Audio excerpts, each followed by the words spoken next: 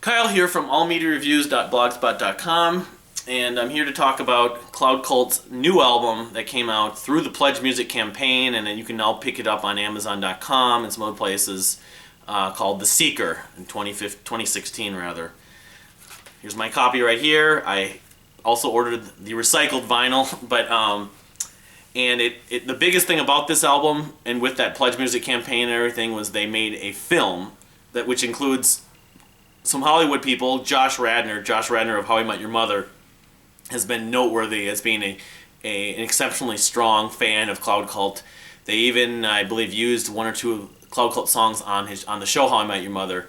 But he actually is a character in the film along with two or three other female characters. You do see Cloud Cult in the film. So this is a review of both the album and the film, which I think the film really makes this album greater. This is a really good record. I'm enjoying it, and in fact, I would say at this point, it's my favorite album from 2016, or this current season, 2015-2016. But maybe the biggest reason why is because I saw the film. They did a screening a few weeks ago at the Riverview Theater in Minneapolis, and so I guess just to run down my favorite songs. I mean, the whole album is like a lot of records I enjoy. Here's the track list. It's greater than some of its parts, but I did earmark a few when I first started listening to it. To the Great Unknown, Days to Remember, No Hell, which was like the first single they released like in December of 2015. Let's see, Everything You Thought You Had. Pilgrimage, that's the most recent one I've gotten into. And then one of the most melancholy songs I've ever gotten into, called You Never Were Alone. That song, the second half of it especially, I mean, when I first heard it through the Pledge Music campaign downloads and stuff like that, I did enjoy it. In fact, it was one of the better songs I'd heard, because they released all the songs, like one song every couple weeks. But when you see the film, it is just heart-wrenching, as I mentioned online and on the blog. It's heartbreaking. Why is it so sad and so melancholy? The concept of this album and the film, not to give away too much if I can avoid that, is about a girl who eventually grows up. Okay, so something dramatic happens to her when she's young. But then, you see what happens to her with both involving her parents specifically. And something dramatic happens to her. And so she grows up definitely kind of in a sort of challenged, if not difficult and struggling lifestyle, I would guess. Sort of just trying to make it in the world. And this event that happened when she was 6, 7, 8 years old. I'm not sure how old she was supposed to be at that point when this event happened. Kind of comes full circle, I guess you could say. And I mean, I don't want to spoil it, but when you see the film's not available, unfortunately, at this point to see. They start screening it like at film festivals and stuff, but it should be out at least on DVD, I would think, by the summer of 2016. It's just, to me, it hit home in some ways. I don't know if I've been this taken by a sort of character and premise with music since Marillion's Brave. I don't know. I mean, there's been other moments that have really been just crushing. Even last year with Steven Wilson's album, Hand Cannot Erase, that song Happy Returns. I gotta go ahead and spoil it. I can't talk about it the way I need to talk about it without spoiling it. So what happens is, her father, played by Josh Radnor, ends up getting hit by this car. We believe. You don't actually see the actual incident, but so he's gone. He's gone. He's dead or whatever. And her and her mother have to, end up, going through time. You see basically her story. You don't see the mother very much, which is one thing I never fully understood. Jeff D. Johnson, I believe his name is the director who actually directed the Cloud Cult documentary. No one said it would be easy as well. Was at the film screening I was at, and I would have loved to have asked him. Someone would have asked it. There was Q&A, and I was just too shy to ask about how, what exactly happens to the mother. We don't see that much of the mother after the incident where Josh Radnor's character ends up getting hit by the car and dies. But around the point where, because there's no dialogue in this film, it's all the music of Cloud Cult.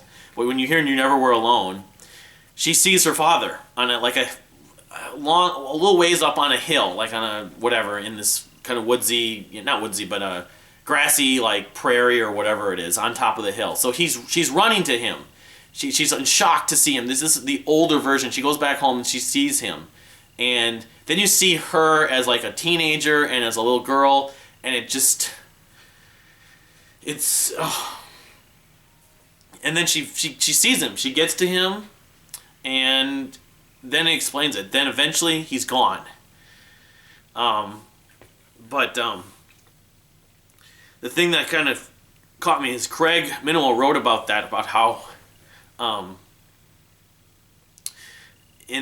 with science and with like a telescope, if you could actually see as far into the universe at the end of the galaxy and back, you'd in effect be able to see into the future or the past. So in effect, she's like seeing her father from the past, maybe? I'm not sure, because she goes and runs to him and is hugging him and everything like that, and eventually he disappears. Sorry.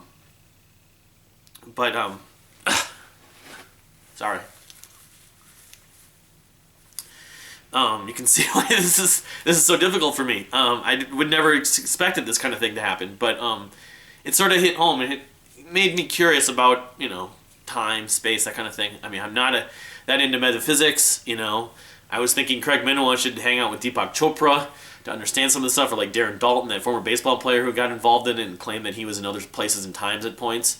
But it almost made me wonder about, things from our past, or maybe just things from the future. Could I talk to myself in the future? Could I see myself in the future? Or whatever. Maybe not. Maybe this is all sort of artsy-fartsy and sci-fi, taking some liberties.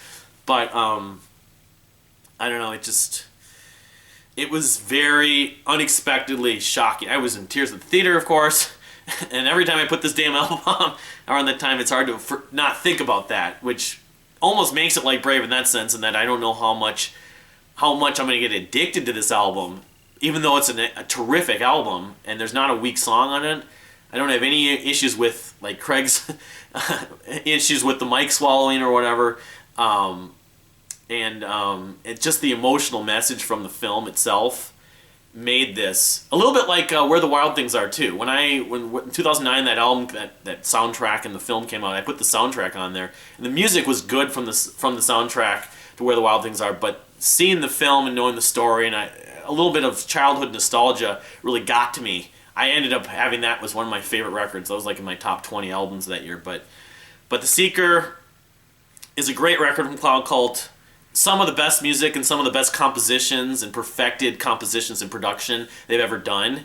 But I think the film that goes along with it put them on even another level. In fact, I'm not even sure which album I prefer now. This one, musically, I still would give the nod to, but this is heart-wrenching. I don't know if that will ever change. Maybe it's just a time period now, but I would definitely endorse it if you're a Cloud Cult fan, or if you're a music fan, and when the film's made available, I hope it gets made available sometime in the next few months, because it definitely makes the album different. What is already a really good album even greater. And so I really want to thank Cloud Cult for putting this album out.